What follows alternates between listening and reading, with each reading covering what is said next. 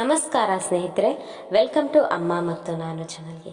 ಸ್ನೇಹಿತರೆ, ಈಗಾಗಲೇ ಕುಂಭಮೇಳದಲ್ಲಿ 3 ಶಾಹಿ ಸ್ನಾನಗಳು ಮುಗಿದಿವೆ ಸ್ನೇಹಿತರೆ. ಇನ್ನು 4ನೇ ಶಾಹಿ ಸ್ನಾನ ಅದು ಫೆಬ್ರವರಿ 3ನೇ ತಾರೀಕಿನಂದು ಇದೆ ಸ್ನೇಹಿತರೆ.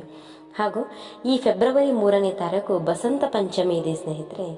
ಯಾಕೆ ಈ ಸ್ನಾನ ಅಷ್ಟು ಮಹತ್ವವಾಗಿದೆ ಅಂತ ಈ ವಿಡಿಯೋದಲ್ಲಿ ಹೇಳ್ತಾ ಹೋಗ್ತೀನಿ ಸ್ನೇಹಿತರೆ. ಹಾಗೂ ಶಾಹಿ ಸ್ನಾನ ಮಾಡುವಾಗ ಪಠಿಸಬೇಕಾದ ಮಂತ್ರಗಳು ಹಾಗೂ ನಿಯಮ ಏನಿದೆ ಇದರ ಬಗ್ಗೆ ಹೇಳ್ತಾ ಇದ್ದೀನಿ ಸ್ನೇಹಿತರೆ. ಆದ್ದರಿಂದ ವಿಡಿಯೋನ ಸ್ಕಿಪ್ ಮಾಡದೆ ಕೊನೆಯ ತನಕ ನೋಡಿ ಸ್ನೇಹಿತರೆ. ಕುಂಭಮೇಳ ಅಥವಾ ಮಹಾಕುಂಭಮೇಳದಲ್ಲಿ ಮಾಡುವ ಶಾಹಿ ಸ್ನಾನವನ್ನು ರಾಜಯೋಗಿ ಸ್ನಾನ ಅಂತ ಕೂಡ ಕರೆಯುತ್ತಾರೆ ಸ್ನೇಹಿತರೆ.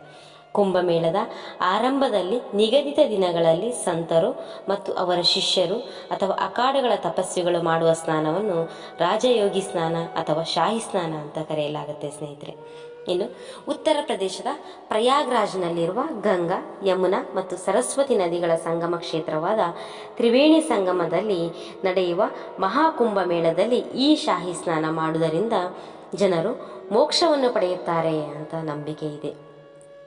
ಇನ್ನು ನದಿಗೆ ಇಳಿಯುವ ಮುನ್ನ ಶುಭ್ರವಾದ ಪಂಚೆ ಶಲ್ಯದೊಂದಿಗೆ ನದಿಗೆ ಇಳಿಯಬೇಕು ಸ್ನೇಹಿತರೆ. ಸೂರ್ಯನ ಕಡೆ ಮುಖ ಮಾಡಿ ನಮಸ್ಕರಿಸಿ 5 ಮುಳುಗು ಏಳಬೇಕು. ಪ್ರತಿ ಮುಳುಗಿಗೂ ಶಿವ ಪಂಚಾಕ್ಷರಿ ಮಂತ್ರ ಅಥವಾ ನಾರಾಯಣ ಅಷ್ಟಕರಿ ಮಂತ್ರ ಅಥವಾ ಶ್ರೀರಾಮ ರಕ್ಷಾ ಸ್ತೋತ್ರ ಪಾರಾಯಣ ಮಾಡುತ್ತಾ 5 ಬಾರಿ ಮುಳುಗಿ ಏಳಬೇಕು ಸ್ನೇಹಿತರೆ. ನಂತರ ಬೊಗಸೆಯಲ್ಲಿ ನೀರು ಹಿಡಿದು ಸೂರ್ಯ ದೇವನಿಗೆ 3 ಬಾರಿ ಅರ್ಘ್ಯವನ್ನು ಸಮರ್ಪಿಸಬೇಕು. ಪವಿತ್ರ ತ್ರಿವೇಣಿ ಸಂಗಮದಲ್ಲಿ ಸ್ನಾನ ಮಾಡುತ್ತಾ ಈ ಮಂತ್ರವನ್ನು ಪಠಿಸಿದರೆ ತುಂಬ ಶ್ರೇಷ್ಠವೆಂದು ಹೇಳಲಾಗ್ತದೆ. ಅದ್ಯಾವ ಮಂತ್ರವೆಂದರೆ ಗಂಗೆ ಚ ಯಮುನೆ ಚೈವ ಗೋದಾವರಿ ಸರಸ್ವತಿ ನರ್ಮದೇ ಸಿಂಧು ಕಾವೇರಿ ಜಲಸ್ಮಿನ್ ಸನ್ನಿಧಿಂ ಕುರು.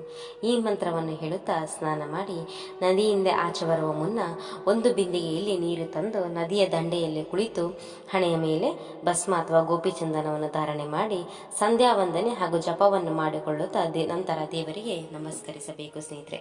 ಇನ್ನು 4ನೇ ಶಾಹಿ ಸ್ನಾನ ಅಂದರೆ ಫೆಬ್ರವರಿ 3ನೇ ತಾರೀಕಿಗೆ ಸ್ನೇಹಿತರೆ. ಈ ಶಾಹಿ ಸ್ನಾನವು ಮಹಾಕುಂಭಮೇಳದಲ್ಲಿ ಒಂದು ಮಹತ್ವದ ಸಂದರ್ಭವಾಗಿದೆ ಸ್ನೇಹಿತರೆ. ಸಾಮಾನ್ಯವಾಗಿ ಬಸಂತ ಪಂಚಮಿಯ ಆಗಮನವನ್ನು ಸೂಚಿಸಲಾಗುತ್ತದೆ ಸ್ನೇಹಿತರೆ. ಇದು ಜ್ಞಾನ, ಕಲೆ ಮತ್ತು ಬುದ್ಧಿವಂತಿಕೆಯ ದೇವತೆಯಾದ ಸರಸ್ವತಿ ದೇವಿಗೆ ಸಮರ್ಪಿತವಾಗಿದೆ ಅಂತ ಹೇಳಬಹುದು ಸ್ನೇಹಿತರೆ. ಕಾಸ್ಮಿಕ್ ಶಕ್ತಿಗಳು ಉತ್ತುಂಗದಲ್ಲಿದೆ ಎಂದು ನಂಬಲಾದ ಈ ಸ್ನಾನವನ್ನು ಅತ್ಯಂತ ಮಂಗಳಕರ ಕ್ಷಣವೆಂದು ಪರಿಗಣಿಸಲಾಗುತ್ತದೆ. ಈ ದಿನದಂದು ಪವಿತ್ರ ನೀರಿನಲ್ಲಿ ಮುಳುಗಿದರೆ ಜನರು ತಮ್ಮ ದೇಹವನ್ನು ಮಾತ್ರವಲ್ಲದೆ ಆತ್ಮವನ್ನು ಶುದ್ಧೀಕರಿಸಿಕೊಳ್ಳುತ್ತಾರೆ ಅಂತ ನಂಬಲಾಗುತ್ತೆ.